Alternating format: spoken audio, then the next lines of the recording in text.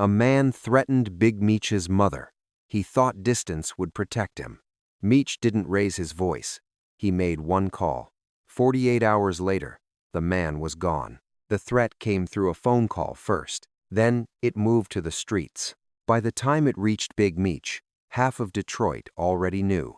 A dealer from out-of-state Cleveland. Some said maybe Cincinnati had been moving weight in territories that weren't his. He'd made money, got comfortable, started talking like distance made him untouchable. And then he made the mistake. He sent word through an intermediary, a message aimed directly at Meech's mother.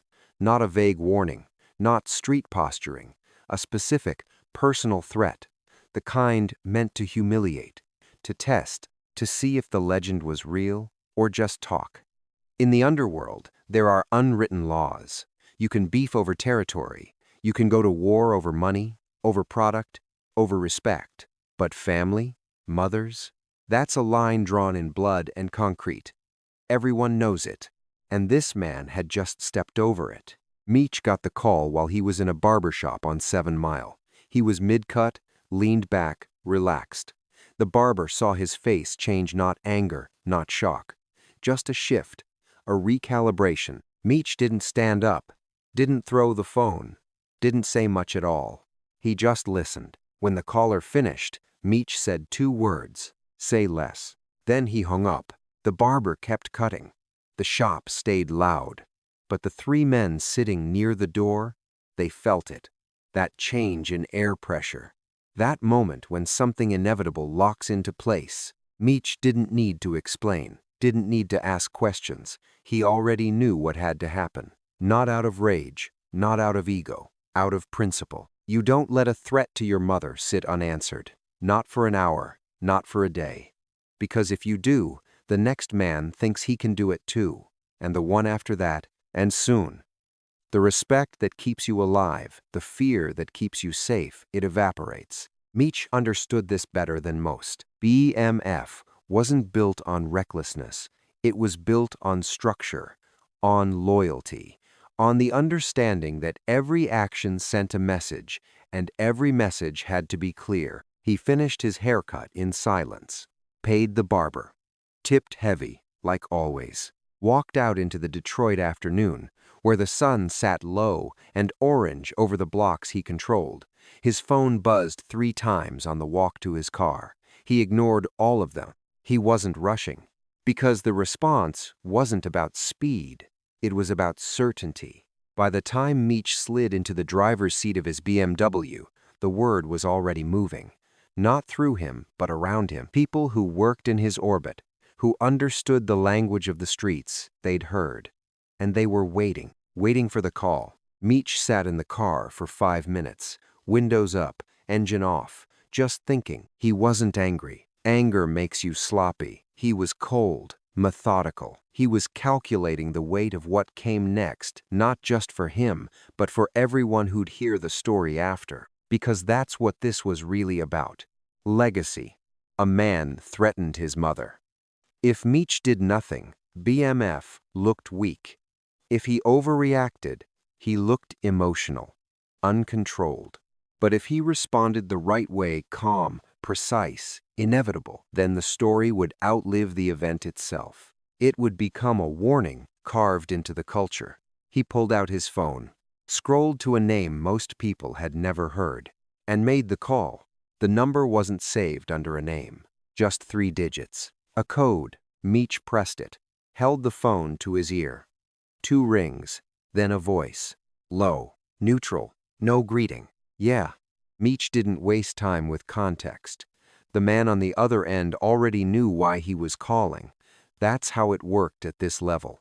Information moved faster than conversation. "Cleveland," Meech said. "The one running his mouth about my mom's." Silence on the other end. Not confusion, calculation. Then I heard. 48, Meech said. That was it. 2 words. A timeline. Not a request. Not a negotiation. Just a statement of fact. The voice on the other end didn't hesitate. Done.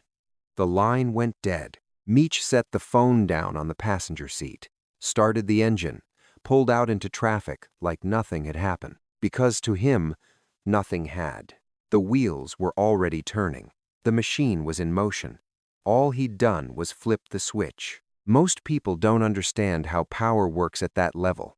They think it's about who can fight, who can shoot, who's the loudest in the room. But real power is about who you can call, what gets done without you ever touching it. The kind of reach that doesn't need explanation. Meech had built that. The man in Cleveland didn't know yet. He was still moving, still talking, still living like the threat he'd made was just words in the wind. That first night, he went to dinner. A steak spot on the east side, where dealers and hustlers came to be seen. He sat in a booth near the back, laughing loud, drink in hand. His crew around him. Security at the door. He felt untouchable. Meanwhile, back in Detroit, nobody said a word. No posts, no calls, no warnings, sent through intermediaries. BMF didn't announce operations. They executed them. But if you knew where to look, if you understood the language of the streets, you could see it starting. Certain faces disappeared from certain corners. Phones that usually rang every hour went silent. A few key players in Cleveland, people who worked adjacent to the rival's operation, they started getting quiet visits. Not threats. Just conversation. The kind where money changes hands. The kind where loyalties get tested. By the second morning, the man still didn't know. He woke up in his own bed, checked his phone, made his rounds, business as usual. But his lieutenant, the one who'd helped pass the original threat, he felt it. He'd been in the game long enough to recognize the silence before the storm. He tried calling a connect in Detroit, someone who usually answered. Straight to voicemail, he tried another. Same thing. He didn't say anything to his boss. What would he say? That he had a feeling? That the air felt wrong? In this life, paranoia keeps you alive, but it also makes you look weak. So he stayed quiet. The rival kept moving. That second afternoon, he had a meeting. A re-up. Weight coming in from out of town. Transactions set for that evening in a warehouse near the industrial district. Routine business. The kind of deal he'd done 100 times. He drove there himself, took 2 guys with him, parked in the lot, walked inside. The warehouse was dark. Quiet. Too quiet. He called out. His voice echoed. No answer. One of his guys pulled a gun, started scanning the shadow, and then footsteps, not running, not rushing, just walking. Calm, steady. 3 figures stepped into the dim light, faces he didn't recognize. But the energy? He recognized that. Detroit energy. One of them spoke. You made a call you shouldn't have made. The rival's hand moved toward his waistband. His guys started to raise their weapon, but it was already too late. Not because of what happened next, because of what had already happened. His own lieutenant, the one who felt the silence, had made a choice 12 hours earlier. Took a call, took some money, and stepped aside. The rival didn't leave that warehouse the same way he came in. No shots fired, no chaos. Just a van that pulled up to the back entrance 20 minutes later. Doors opened, doors closed. By the time the sun set on the second day, the man was gone. Not dead in the street. Not left as a message. Just gone. His crew didn't know where. His family would call hospitals, jails, contacts. Nothing. It was like he'd been erased. Back in Detroit, Meech's phone didn't ring. He didn't need confirmation. He already knew. The 48 hours were up. And the line that had been crossed? It was redrawn. In blood that no one would ever see. The first person to notice was his girl. She'd been calling all night. Texts, voicemails. By morning, panic. She showed up at his spot door unlocked, lights still on, his chain sitting on the counter, like he'd just stepped out, but he hadn't stepped out. His car was found 3 days later, parked 2 blocks from the warehouse, keys still in it, no blood, no signs of struggle, just abandoned. The police opened a missing persons case, filed the paperwork, talked to witnesses who had nothing to say because no one saw anything. And in that world, no one ever does. His crew tried to piece it together. They retraced his steps, talked to the last people who'd seen him. The meeting, the warehouse, the deal that never happened. But everyone involved? They had alibis, tight ones. The lieutenant, the one who'd taken the call, the money, the deal, he played his role perfectly. Stayed visible, acted, confused, even helped search. That's how it works when the machine moves. Everyone has a part. Everyone stays in character. One of the rival's soldiers, younger guy, he started asking the wrong questions, pushing too hard, talking about revenge, about Detroit, about BMF. He disappeared, too. Not as clean, not as quiet. This time, it was a message. His body turned up in an alley off East 55th. No ID, no wallet. But the streets knew who he was. The rest of the crew got the point. They stopped asking questions. Within a week, the rival's operation fell apart. No leadership, no structure. Territory got absorbed by other players. Money dried up. The people who worked for him, they moved on, found new bosses, new corners. It was like he'd never existed. Back in Detroit, life continued. Meech was seen at a club that weekend. Bottle service, music loud. He smiled, shook hands, took pictures, looked like a man without a care in the world. Because to him, the situation was already resolved. There was no need to gloat, no need to claim it. The power wasn't in taking credit, it was in everyone knowing without being told. A few of his people, the ones closest to him, they understood what had happened. They saw the timeline, the call, the 48 hours, the silence after, but no one spoke about it, not direct. That's the code. You move in shadows. You let the streets tell the story for you. And the streets did. Whispers started circulating. In barbershops. On corners. In county lockup. You heard what happened to Dude from Cleveland. The one who came at Meech's mom's? Yeah. He gone. Gone where? Just gone. No details. No witnesses. Just the fact. And that fact became legend. Because the scariest thing isn't what you see. It's what you don't. It's the man who threatens the wrong person and vanishes without a trace. It's the phone call that ends a life from 3 states away. It's the kind of power that doesn't need to be loud because it's already absolute. Meech's mother never knew the details. He made sure of that. She just knew that after a few tense days, everything went back to normal. Quiet, safe. She asked him once, casually, if he'd heard about the man who'd been talking reckless. Meech looked at her, calm, steady. "I handled it, ma." She didn't ask again, because she didn't need to. In Cleveland, the rival's name faded fast. People stopped saying it, stopped wondering. The fear of asking too many questions outweighed the curiosity. Within a month, it was like he'd been a ghost all along. But in Detroit, the story grew. It wasn't about violence. It wasn't about bodies. It was about inevitability. You cross the line, and the line crosses you back. Not today, not tomorrow, but soon.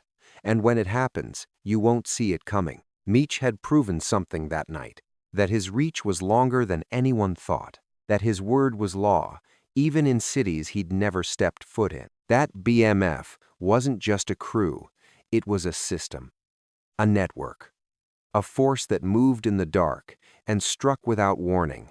And the most dangerous part?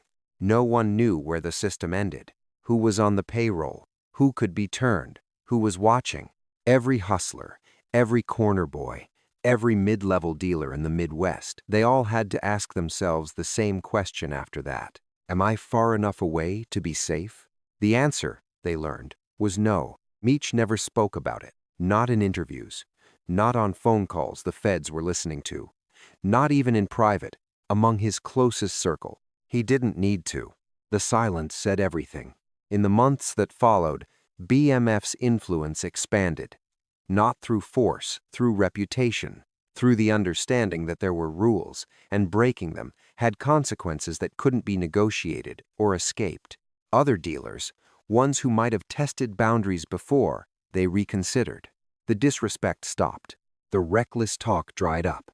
Because everyone remembered Cleveland. They remembered the man who thought distance was protection, who thought making a threat was the same as making a move. Who didn't understand that in Meech's world, the response didn't come fast, it came sure. Street codes are old, older than BMF, older than Detroit. Don't involve family, don't involve kids, don't involve mothers. But codes only work when they're enforced. And Meech had enforced it without saying a word. There were no press releases, no rap lyrics bragging about bodies, no Instagram posts, no witnesses stepping forward with stories, just absence.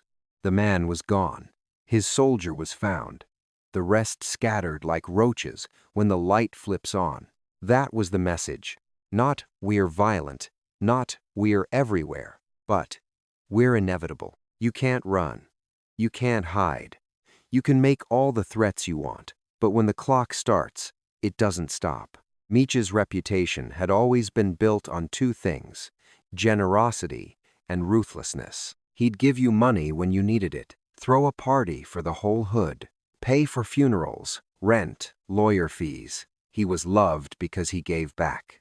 But he was feared because when the love stopped, the machine started. And the machine was cold. It didn't yell, didn't posture, it just moved. In Detroit, people started referring to it in coded language. The 48-hour rule. If you crossed Meech, you had 48 hours. Maybe to apologize, maybe to run, maybe just to make peace with what was coming. No one knew exactly what happened during those 48 hours. That was the point. The uncertainty was the weapon. You couldn't prepare for what you couldn't see. One night, Meech was at a club in Atlanta. BMF had spread south by then, money flowing through the city like water. He was in VIP, surrounded by artists, athletes, women. The party was electric. A young dealer from Birmingham approached. Nervous, respectful. He leaned in close, just loud enough to be heard over the music. "Yo, Meech, I just want to say, I heard what happened with dude in Cleveland. That was legendary, man." Meech looked at him. Calm, unbothered. "I don't know what you talking about." The dealer blinked, started to stammer. "Nah, I just mean..." Meech cut him off with a smile. Not warm, not cold, just final. "I don't know what you talking about," he repeated. The dealer nodded quick. My bad. He backed away, disappeared into the crowd. Meech turned back to his drink. Because that was the other part of the message. We don't claim it. The power wasn't in taking credit. It was in the fact that credit wasn't needed. Everyone knew, and knowing was enough. By 2003, BMF was an empire. Money, music, influence. Meech and his brother Southwest T had built something that transcended the streets. They were legends, but the foundation of that legend? It wasn't the parties. It wasn't the jewelry or the cars. It was moments like Cleveland. Moments where a line was drawn, and someone tested it, and the response was so swift, so total, that no one dared test it again. Meech understood something most people don't. Violence is easy. Any fool can pull a trigger. But control is rare. The ability to reach across state lines with a phone call, to mobilize people who aren't even on your payroll, to make a man disappear without a single witness, a single piece of evidence, a single loose thread. That's power, and Meech wielded it like a scalpel. Years later, when the feds finally built their case against BMF, they had wiretaps, they had informants, they had financial records, surveillance, testimony, but they never had Cleveland. Because there was nothing to find. No body, no murder weapon, no confession. Just a man who made a threat and then ceased to exist. The feds knew, the streets knew, but knowing and proving are two different things. And Meech had always understood that difference. He kept his hands clean. Let the system work. Let the story grow on its own. Because the best messages are the ones that don't need to be said. They're felt. In the pause before someone speaks, in the decision not to act. in the fear that lives in the back of every hustler's mind when they think about crossing a line they can't uncross. Meech had sent that message, and it echoed for years. Time moves different in the streets. A year can feel like a decade. A moment can define a lifetime. The story of Cleveland became one of those moments. It didn't fade. It didn't get replaced by newer, bloodier tales. It grew, because the best legends aren't the ones with the most bodies. They're the ones with the most questions. What really happened? Who made the call? How far does BMF's reach actually go? No one had answers. And that made the story stronger. By 2005, BMF was at its peak. Meech was untouchable, or so it seemed. The parties were bigger, the money longer. The influence stretched from Detroit to Atlanta to LA to Miami. But underneath all the flash, all the champagne and celebrity, there was still that iron core, that understanding that respect wasn't given. It was taken and maintained. Young dealers coming up, trying to make names for themselves, they'd hear the Cleveland story from the OGs, told in hushed tones, told as a warning. You see how Meech move? That's chess, not checkers. That's what happens when you think you can talk crazy and nothing's gonna touch you. It became a teaching tool. Imparable, the man who didn't understand reach, the man who thought threats were free, the man who learned too late that some people don't make threats back, they make moves. In barbershops across the Midwest, the story got retold 100 different ways. Some said the man was buried in the desert. Some said he was shipped overseas. Some said he was chopped up and fed to dogs. None of it was confirmed. All of it was believed. Because the mystery was the point. Meech had created something more powerful than fear. He'd created uncertainty. And uncertainty is paralyzing. You can prepare for an enemy you understand. But an enemy who operates in shadows, who has resources you can't track, who can make you disappear without ever showing his face. You can't prepare for that. You can only avoid it. In 2005, the feds came. Indictments, arrests, the whole empire under siege. Meech and T were facing life. BMF, the organization that seemed untouchable, was being dismantled piece by piece. But even then, even in the courtroom, even in the headlines, the Cleveland story lingered. Prosecutors tried to use it, tried to build a case around it. They had nothing, no body, no evidence, no witnesses willing to talk. The case never materialized, but the legend remained. Meech went to prison. 30 years, the parties stopped, the money dried up, the empire fell. But the story? The story lived on. In 2021, when the BMF series dropped on Stars, a new generation learned the name, learned the legend. Watched the rise and fall play out on screen, and in the comments, in the forums, on the streets where old heads still gather, they still talk about Cleveland, about the man who crossed the line, about the 48 hours, about the disappearance that no one could explain but everyone understood. It became part of the mythology, not because it was the most violent story, but because it was the most controlled. Meech didn't need to be there, didn't need to pull a trigger, didn't need to see the man's face. He made a call, and the call was enough. That's what separates legends from street thugs. Thugs react. They move on emotion. They're visible, loud, chaotic. Legends move in silence. They delegate. They build systems that outlive the moment. Meech built that, and even now, sitting in a federal prison, his name still carries weight. Because people remember. They remember that when someone threatened his mother, he didn't rant on social media, didn't call 100 people, didn't make it a spectacle. He made one call, and 48 hours later, the problem was solved. That's legacy, not the money you made, not the cars you drove, not even the empire you built, but the moments when your word became law, when your reach extended beyond sight, when people understood that crossing you didn't just mean consequences, it meant erasure. In Detroit, there's still a code. You can beef over territory. You can go to war over money. but you don't touch family. And if you do, you better hope you're not dealing with someone who learned from Meech, because the invisible hand is still out there, in the networks, in the alliances, in the systems that were built during BMF's reign and never fully dismantled. Young hustlers today, they study Meech, not just for the flash, not just for the parties, but for the discipline, the restraint, the understanding that real power doesn't need to be seen to be felt. They study Cleveland, the story with no ending, the disappearance with no explanation, the message that didn't need words. And they learn the same lesson that every generation before them learned. Some lines, once crossed, can't be uncrossed. Some calls, once made, can't be taken back. And some men, once they decide you're done, have the reach to make it so. Meech is in prison, but his legend walks free.